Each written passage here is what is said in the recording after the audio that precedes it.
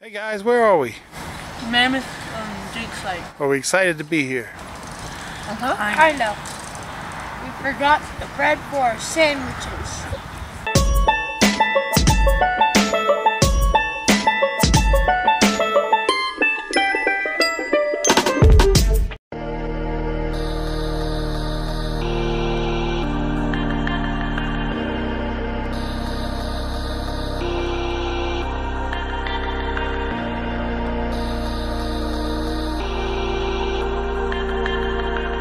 Hello friends, welcome back. Today we're going to be taking you to the Mammoth Dig Site in Hot Springs, South Dakota. And we're out here in the woods today, actually in the backyard. And I thought I'd take you out here for a change in scenery.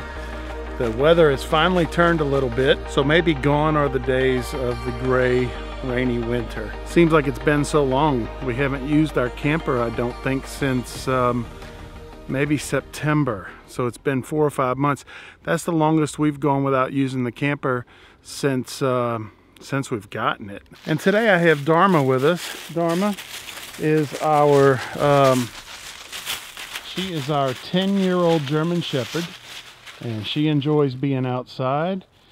And she hasn't come on any of our trips, have you, girl? Dharma, have you come on our trips? Hey, sit. You can sit. Go ahead, sit. Sit. Hi. Her hips hurt her now. She doesn't like to sit as much as she once would. That's all right. You can walk around. All right, girl.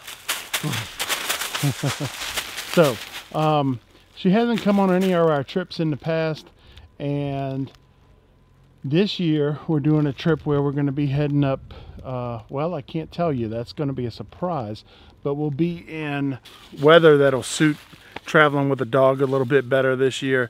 And so we're going to take her along, and she's getting quite feeble in her old age, and we wonder if this might be her last chance to travel with us. She really enjoys our local camping trips. She goes on all those with us. So the dig site's located in Hot Springs, South Dakota, which is about I can't remember now, but it's a good little drive south from where we're camping at Central Lake in Custer State Park.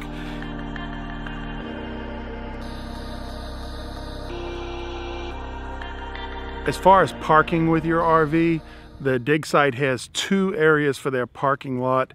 One of them is quite large and can accommodate a trailer if you had to. We didn't have the trailer with us this day, but you should feel pretty comfortable if you arrived in a larger motorhome or truck and trailer combo.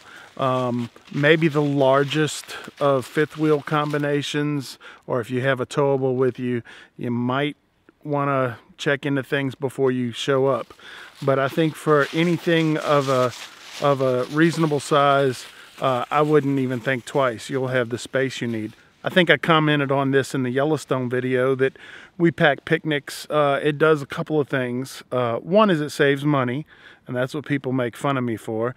But mostly, it keeps us from having to go out and find a place and eating up time. Having picnics is usually an enjoyable process, and here at the dig site it was pretty good. They have a shaded grassy area where they have some picnic tables, and so we were able to sit and have an enjoyable lunch before we went in. So I don't think this is a location like some others, like some of the caves in the area. You have to get there early so that you can make sure you get a ticket for the day.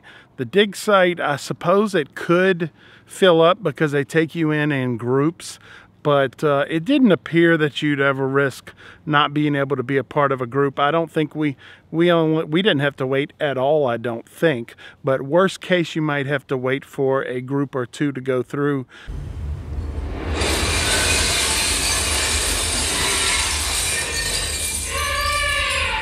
There were several options there, different programs that the kids can get involved with, archaeology programs where they can go outside and do some digging. We didn't do any of those activities, but the general pass just to get into the building for that tour was about $10 a person.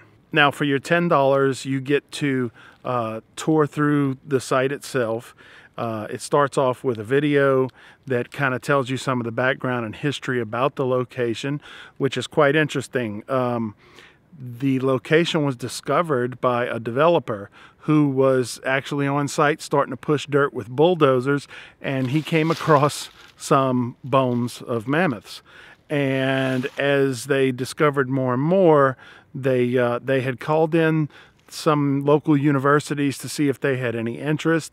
They didn't have interest. So fortunately for the world of archaeology, the developer saw the value in what he had, and he realized it was maybe more of a benefit to the scientific community as a dig site than it was to a developer to put houses. And I'm sure that doesn't happen all that often, but we're lucky that this developer had the foresight and chose to go the path that he did. Now, I was a young boy that was dinosaur crazy, and I had the books.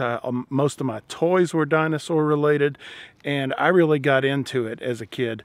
And so this was literally being a kid in a candy store for me, because the tour was just amazing. We went in with a group of about 30 people. You wear headphones, and the tour guide's microphone is connected to your headphones. And so despite all the noise and the amount of people that are in the building, you can really hear what the guide has to say. And you know, in a lot of these situations, the quality of the tour is going to depend on the quality of the guide that you get. And we got a really knowledgeable person who had patience and answered questions. It was the first time that I had ever been around archaeologists and an archaeological site where work was actually happening right in front of you. So there were maybe 10 to 15 different people around the site that were actually digging and excavating and collecting artifacts. And then the tour takes you into the downstairs of the building, where you can see the scientists that are actually taking these artifacts and working with them. I was happy that my boys are going to have a real world experience to connect all the things they learn about this area of science to things that they've actually done and participated in. Who knows, these travels may spark an interest somewhere in what they end up being when they have to be something. So the explanation of what this site actually is that they believe it was at one time a sinkhole that had maybe a hot spring in it.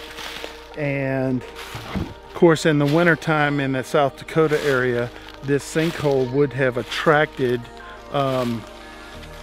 animals to come for water, and of course that attracted predators to come for food. And so a whole ecosystem may have been built around these sinkholes. This particular sinkhole, because of the shale rock that was in the area, became very steep-sided and slippery. And so with the size of the mammoths, as they came to the sinkhole, many of them weren't able to escape.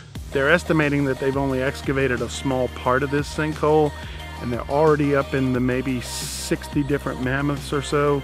So really it's quite intriguing what they may find in the future here at the Mammoth Dig Site.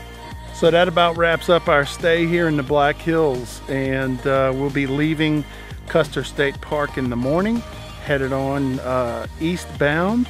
The next episode's gonna take us to Wall Drugs and then into the Badlands. See you then.